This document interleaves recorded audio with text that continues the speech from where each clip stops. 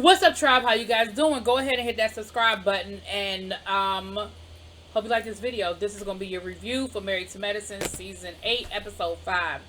So we start this episode off, y'all know how we see the glimpses of everything going on. Contessa's renovating her kitchen. Of course, it's taking forever because of COVID. Anila's mama going home, and her husband can't get her luggage in the car fast enough, honey. And we see that Toya is talking to Simone, saying, Simone was like, girl, you left me there down to Heavenly's house last week. She said, listen, I can't, I don't have the energy, I ain't got the time, I just can't do it anymore. It's Eugene's first weekend off in a long time, and I want to have the ladies over, and, we're going to have a good time. Now, let me say this. And I know, again, get me in the comments if y'all think I'm tripping. I know that we filming a show. I get that. But your husband has been working double time, triple time, whatever. You said this is his first weekend off and I don't know how long. And instead of planning something with the family or just letting him relax and you pamper him and you cater to him because he's been out here saving lives and working so hard, you decided to have a pool party with the ladies and he cooked? Am I the only one that felt like something was wrong with that picture? But again, I know we're filming the show, but I'm just saying, you can't say, listen, we're going to have this whole pool party while my husband's at work. I'm going to have it catered. You take the weekend he's off and... Anyway, whatever, child. Whatever. So, they have the pool party. We have Toya. They done brought Carrie in. They done brought Lisa Marie in. I'm not sure to the extent that these people are going to be back on the show, but we know that they were on the show previously.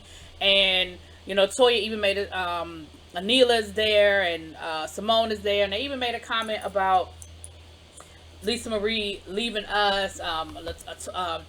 Simone said something about Lisa Marie leaving us. And Toya was like, no, she didn't leave us. She was run away. And, of course, they show flashbacks of Quad and Heavenly coming for Lisa Marie. So, it wasn't really a whole lot there. Toya told this weird story about having a dream about Simone and the threesome. I mean, nobody cares. I don't care. It was... But anyway, the ladies seemed like they had themselves a good time. Whatever. The guys at the office, Scott invited Dr. Damon and Toya's husband, gosh, whose name escapes me right now. But they were over at the new spot, and they helped him, put the TV up, and he showed them the space, the practice and everything. And Toya's husband was talking about how he don't know if he could work with his wife. And Dr. Damon said the same thing, like, yeah, I don't know if that'd be a good idea. So they helped him hang a TV and do some other manly things, around the spot. And then Scott is talking to Damon. And Scott is saying, we're just getting back to a good space. And I'm a little nervous and worried about us working together. She was upset with me because I stopped going to therapy. And Damon said, listen, I understand. We went to therapy for a while and I stopped because I didn't feel like it was doing anything for me. I felt like no matter what I said or did, the therapist was sort of seeing things from, Heavenly's point of view, and it wasn't serving me. And I don't think it was helping us. And so he said, I get it. I understand why you chose to stop going to therapy. Now, I don't know what Scott's reason for not going to therapy. And all I'm going to say is this. There are a million different therapists for the same reason why there are a million different doctors and lawyers. Everybody doesn't mesh with everybody. And everybody ain't the right fit for everybody. So if you were going to a therapist and it wasn't working for you, don't stop therapy. Find another therapist. Because I think therapy does work. But you definitely have to have one that works for you. If you go to a doctor and you don't like that doctor's bedside manner and you don't like the way things are coming out and how things are falling, you kind of go, you seek out another doctor. Or at least that's what you should do. Seek out another doctor. Anyway, while this is going on, Contessa is at the house having a conversation with Scott's niece that's staying with them, or cousin. Yeah, niece. Contessa, you out of order. I don't care how close you've gotten to this woman. I don't care how cool you are with this woman. You are wrong for bringing his family into y'all's mess. Because Now you put her in an awkward situation that she's gonna sit here and have a conversation on camera with you about her uncle. At the end of the day, he's gonna always be her uncle. That is, it don't matter how cool y'all are. He is her uncle. Get on the phone and call Dr. Britt, your best friend down to the Married to Medicine LA that they done canceled, okay? Call up one of the ladies from Married to Medicine and say, girl, I need a cocktail. I need to talk to you. But you don't, I felt like that was out of order. But neither here nor there. Contessa had a whole conversation with the niece about her concerns about Scott and the fact that, you know, she's still feeling some kind of way. And, you know, they had a different idea. The starting that practice was her idea, not his. He wanted to buy a boat and go somewhere to relax on the weekends. She said he just doesn't understand my vision. He doesn't support my vision. He doesn't, you know, and I don't know if it's so much that he doesn't support your vision. He has a different idea. Like, he's content working where he's working, making the money he's making. He doesn't in this moment, he didn't have any interest in starting his own practice. And the reality is, every doctor doesn't have to. Every lawyer doesn't have to. You know, everybody doesn't have to start their own. It's okay to work for someone. I mean, I know that everybody don't want to do that, and that's fine. But you know what? Different strokes for different folks is what makes the world go around. Everybody was a boss, but the hell? Everybody can't be a boss. It just is what it is. And Scott was content. He didn't want this. So for you to say he doesn't support my dreams and he doesn't see my vision, the fact that he's doing this and this wasn't what he wanted to do, to me says the opposite. Contessa. It sort of says the opposite to me.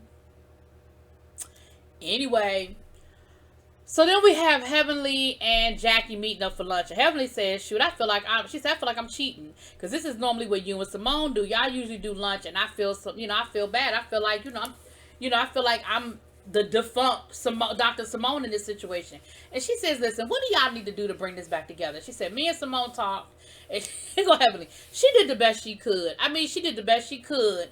But sometimes you just got to let stuff go and you got to move on. She said, when, three of us went to Miami, it was so great for me. You guys were there for me. You had my back. They called us the Golden Girls. And I just need that back. Those moments I will never get back. What y'all did for me and y'all were there for me, like, I just can't get that back. She said, call Simone for me. And Jackie was like, I won't call her for you, but I will call her. So she called Simone. And Simone is being Simone, child. Jackie was like, I would like to, I want to meet up with you. I want to sit down. I want us to, go out to lunch or whatever. I miss my friend. And I feel like Jackie was being sincere in that moment. And in that moment, she was being sincere, but she still couldn't give nothing. She couldn't give anything. You know what I'm saying? She was still kind of like, I mean, well, I don't know if you're going to get out of this what it is that you're trying to get. I mean, I don't know if this is going to be what you need or want it to be. And I'm like, girl, Simone, stop being so damn mean and honorary. Girl. But anyway, she agreed to talk to Jackie. Lord knows how that conversation's going to play out. We don't know. We'll get there. That's the next episode, child. So then we see Anila meeting with her husband and her realtor. Her interior designer down to the house. And Anila has turned into her mother. Every room they go in, something is wrong. Something's not right. They got to fix it, change it, whatever. She said the original budget for their house was $1.8 million, I think. They're up to $3 million now. And the house ain't even done, okay? Her husband is like, listen, your dream house is turning into my nightmare. Now, here's what I don't understand. She said, well, this is going to be my dream house for the next 10 years. I thought dream houses were where you live forever. Or at least that was the intent going in. I don't understand you saying this is my dream house, but I'm only planning to live here temporarily. For me, my dream house is my retirement home. But maybe that's poor people thinking. I don't know. Maybe that's how poor people think about stuff. I don't know.